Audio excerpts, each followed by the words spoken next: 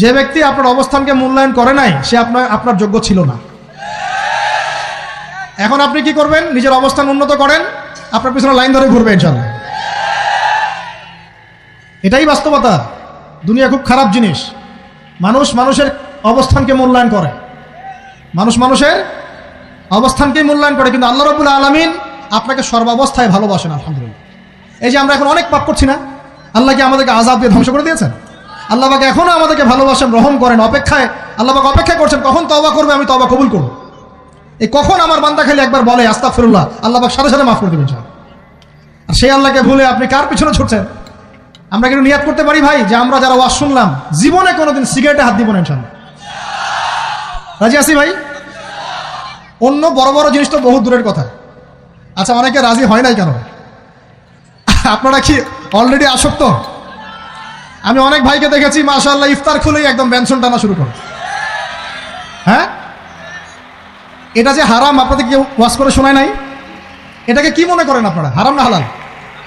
কেউ বলেছে মাকরু, নাকি মাকরু ফতোয়া দিয়েছে? মাকরু শব্দের অর্থ জানেন আপনি? মাকরু শব্দের অর্থ কি একটু শোনেন। সূরা বনী ইসরাইল খুলবেন। কোন সূরা? সূরা বনী ইসরাইল। আল্লাহ পাক বলছেন আমি বনু ইসরাইলকে এই কাজগুলো করতে নিষেধ করেছি। কোন কোন কাজ? জেনা করো না, জেনার ধার কাছে যেও না, এতিমের মাল আত্মসাৎ করো না, শিরক করো না ইত্যাদি। যারা আলেম আছেন তারা আমার কথা বুঝবেন। এই কাজগুলোর পরে আল্লাহ পাক বলছেন যে এই প্রত্যেকটা কাজ আল্লাহর কাছে মাকরুহ, অপছন্দ। কিসের? অপছন্দ। তাহলে এটাকে আপনি সহজ মনে করছেন? নিয়াত করি আল্লাহ পাকের সন্তুষ্টির জন্য আমরা কোনোদিনও মাদকের সাথে সম্পৃক্ত হব না ইনশাআল্লাহ। আর বিশ্বাস করেন, শুধুমাত্র মাদকদ্রব্য নিয়ন্ত্রণ অধিদপ্তর এই আইন কানুন এগুলো দিয়ে, জরিমানা দিয়ে মানুষকে মাদক ছাড়ানো যাচ্ছে না, যাবে না। কেন যাবে না এটা আপনারা খুব ভালো করেই জানেন, আমি বলতে চাচ্ছি না। অনেক সময় মাদক বিরোধী কনসার্ট করে মানুষ, মাদক বিরোধী কনসার্টে ওঠার আগে এক বোতল ডাইল খেয়ে আসে আগে। এগুলো কি বাস্তব কথা বলছি না অবাস্তব কথা বলছি? আমাদের যুবক ভাইরা কোশ্চিন কালেও মাদকের ধার কাছে যাবেন না ইনশাআল্লাহ। একটা হাদিস খালি মনে রাখেন, একটা, এই হাদিসটা মনে রাখেন। নবী সাল্লাল্লাহু আলাইহি ওয়াসাল্লাম বলেছেন কেউ যদি মাদকদ্রব্য সেবন করে তার 40 দিনের নামাজ কবুল হবে না। সিগারেট একটা খেয়েছি, 40 দিন নামাজ নাই। এরপর যদি সে তওবা করে আল্লাহ মাফ করে দিবেন। আবার যদি মাদক খায় আবার 40 দিন কবুল হবে না। যদি আবার তওবা করে আল্লাহ মাফ করে দিবেন।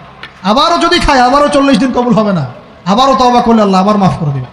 চতুর্থবার সে যদি মাদক খায়, আল্লাহ রাসূল সাল্লাল্লাহু আলাইহি ওয়াসাল্লাম বলছেন আল্লাহ পাক কিয়ামতের মাঠে তাকে তিনাতুল খাবাল পান করাবেন। কি পান করাবেন?